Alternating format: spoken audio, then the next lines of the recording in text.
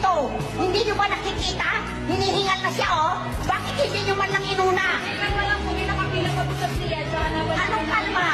Nag-aako buhay ng tao. Kung anak ng mayaman yan, siguradong nasa loob na siya. Nakita niyo na ba yung video na to? May isang lola na pumunta sa ER para ipacheck ang asawang naghihingalo. Nanginginig, umiiyak, desperado. Pero ang sagot sa kanya, may pila raw.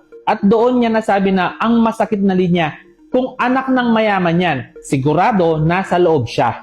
Masakit pakinggan, pero hindi natin pwedeng itanggi, maraming Pilipino ang nakakaranas na nito. Ang ER dapat walang kinikilingan. Dapat urgency ang basehan. Hindi apelido, hindi koneksyon, hindi laman ng wallet. Pero ang leksyon dito, hindi lang para sa sistema, para sa atin din. Una, kailangan palakasin ang triage at emergency protocols para hindi nalalampasan ang tunay na kritikal.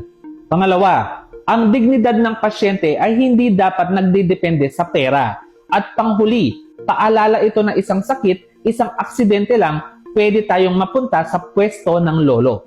Kaya imbes na manahimik, kailangan nating igiit ang maayos, patas at makataong healthcare. Hindi ito awa, karapatan mo to. Ikaw, kung ikaw ang nasa posisyon ng lola, ano ang mararamdaman mo?